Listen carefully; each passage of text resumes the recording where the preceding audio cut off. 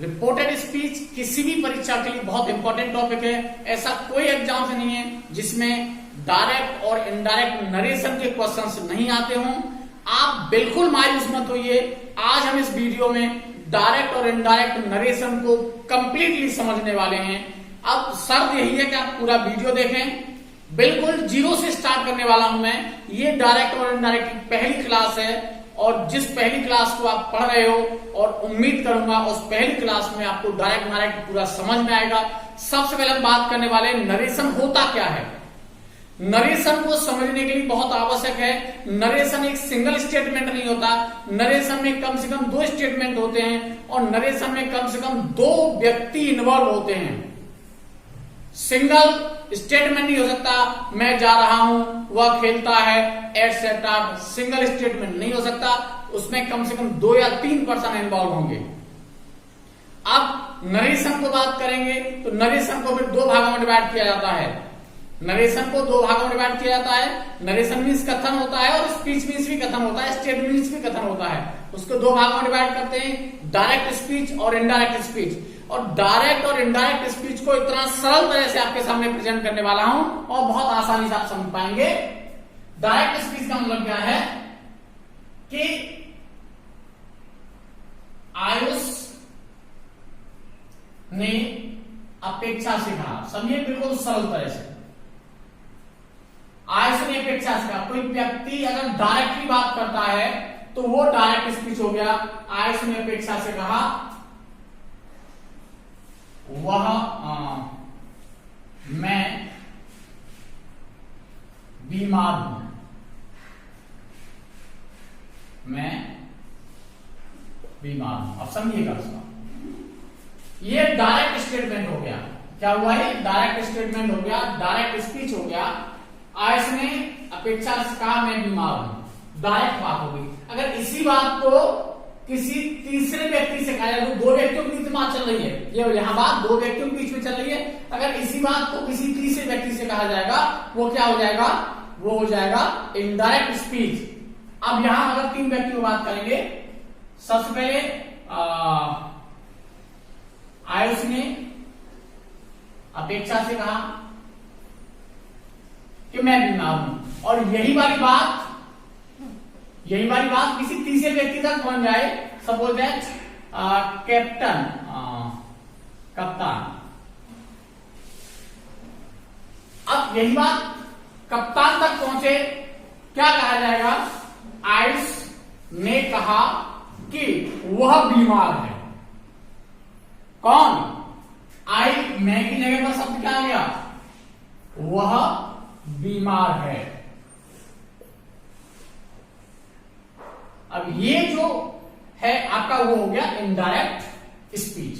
यानी direct speech में एक व्यक्ति डायरेक्टली दूसरे व्यक्ति से स्टेटमेंट कहता है, लेकिन इनडायरेक्ट स्पीच में एक व्यक्ति डायरेक्ट दूसरे व्यक्ति से नहीं कह रहा, बल्कि एक व्यक्ति की बात किसी दूसरे व्यक्ति के द्वारा कही जा रही है, वो आपका इनडायरेक्ट स्पीच हो गया। इसको और आप सरलता से समझ सकते हैं। बैक बाइटिंग तो आपने सुना है, चुगली तो सुनी है।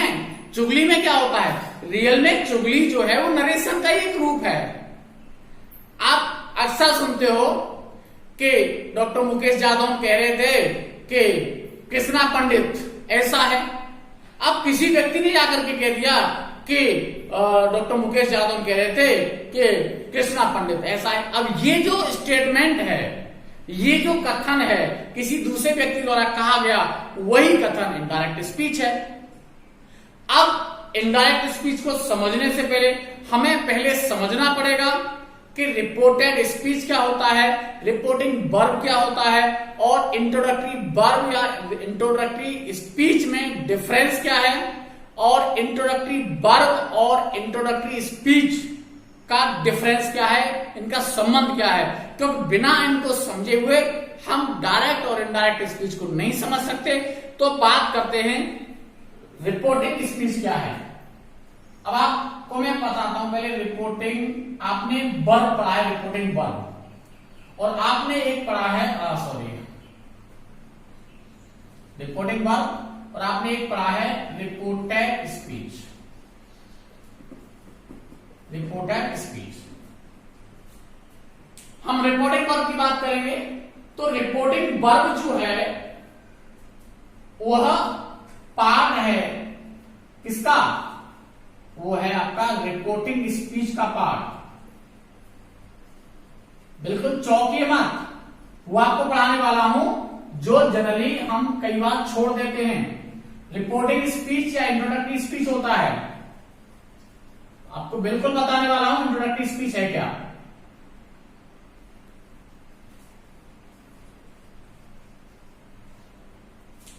अब जब दो क्लॉजेज जुड़े होते हैं तो उसमें एक प्रिंसिपल क्लॉज होता है, एक सबऑर्डिनेट क्लॉज होता है, और उस प्रिंसिपल क्लॉज को यानी कहने वाला कथन, इसको हम कहते हैं हिंदी में कहने वाला कथन।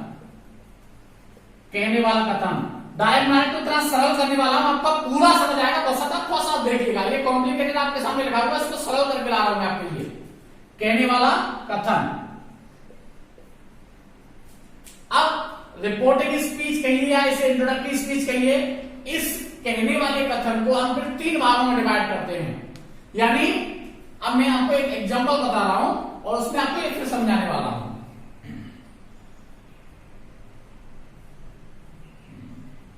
आयुष सेड टू अपेक्षा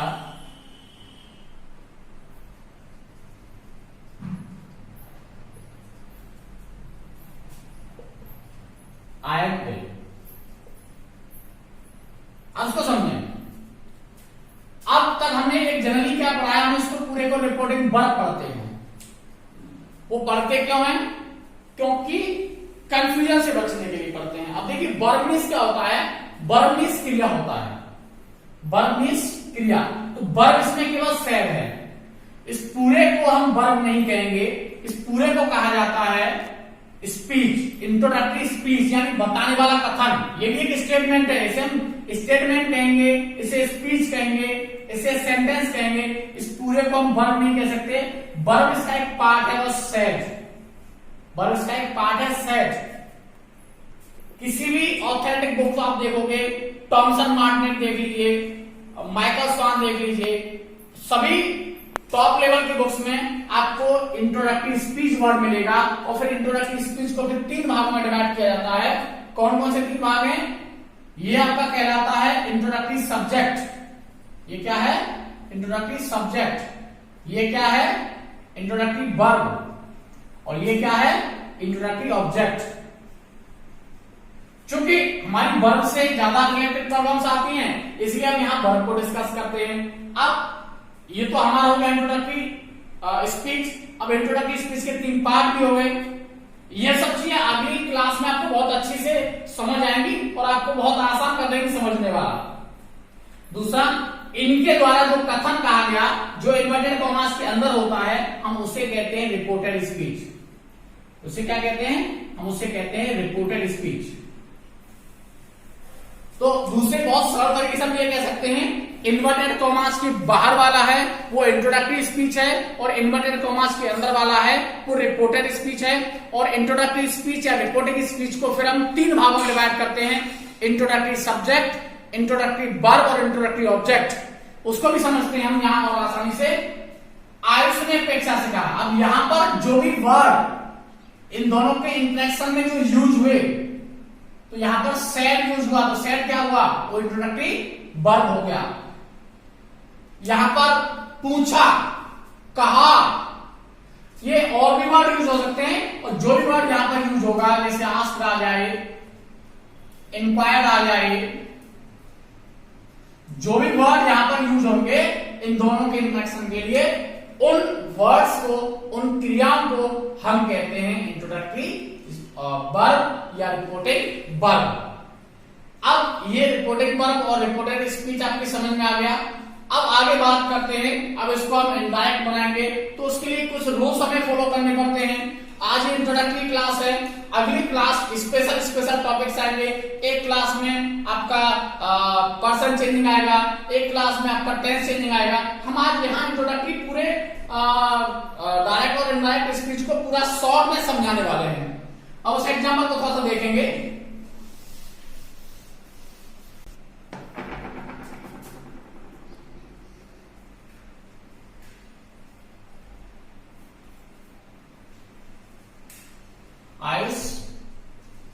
सेल टू अपेक्षा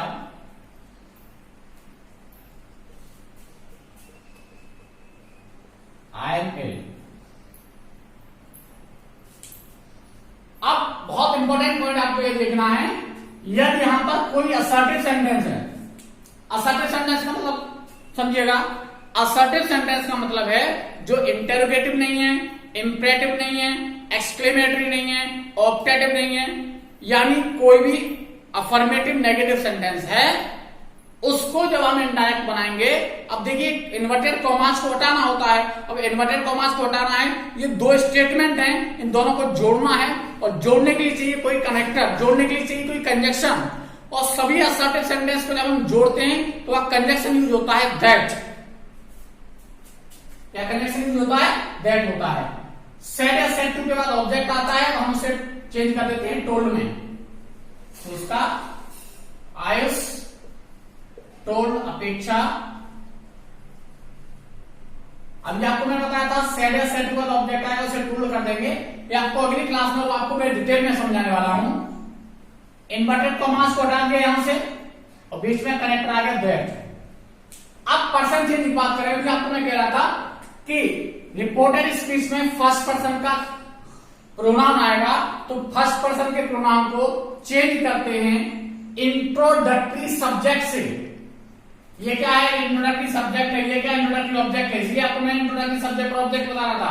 और इसका एक सीधा फॉर्मूला होता है सन upon 1 2 3।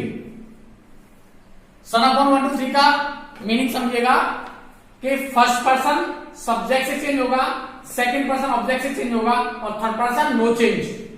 Third person no change. अब आई कौन सा पर्सन है? आई फर्स्ट पर्सन है। अब हम उसका अगर हम हिंदी की बात करेंगे तो आयुष ने अपेक्षा से कहा कि मैं बीमार हूं। अब इसी बात को थर्ड पर्सन के द्वारा अगर कहा जाएगा, क्या कहा जाएगा? आयुष ने अपेक्षा से कहा कि वह बीमार है। अब यहां आयुष डायरेक्ट नहीं कह रहा है, आयुष की बात कोई थर्ड पर्सन कह रहा है, तो वो क्या आ जाएगा कि वह बीमार है, यानी आई को ही कर दिया। जब ये पास्ट में हो जाता है तो हम यहां पर भी टेंस पास्ट में कर देते हैं। टाइम एंड टेंस का बहुत एक जनरल रूल है कि पास्ट के बाद अगला वाक्य पास्ट होता है। He was ill. ये आपका रिपोर्टेड स्पीच या डायरेक्ट और इनडायरेक्ट स्पीच की इंट्रोडक्टरी क्लास है। अगली क्लासेज में मैं आपको टॉपिक्स यानी डायरेक्ट डायरेक्ट को छोटे छोटे टुकड़ों में, छोटी छोटी यूनिट में डिवाइड आपको करके पढ़ाने वाला हूं, ताकि आपको बहुत इजीली समझ आ जाए। यदि आपको वीडियो अच्छा लगे तो लाइक जरूर करिएगा, और सभी टॉपिक्स में आप वीडियो यहां देखेंगे। इंटरगेटिव की अपनी अलग वीडियो होगी, और आपका इंपरेटिव की अलग वीडियो होगी, एक्सक्लेमेटरी सेंटेंस की अलग वीडियो होगी, और ऑप्टेटिव सेंटेंस की अलग वीडियो होगी। इसके साथ साथ हम आपको बताएंगे वी को कैसे बदला जाता है। ये सभी टॉपिक्स को आप समझने, जानने के लिए, लेटेस्ट अपडेट्स के लिए चैनल को सब्सक्राइब कर लीजिए, ताकि लेटेस्ट वीडियो आप तक पहुंचती रहें। अगली क्लास में नेक्स्ट वीडियो के साथ प्रेजेंट होता हूं, तब तक के लिए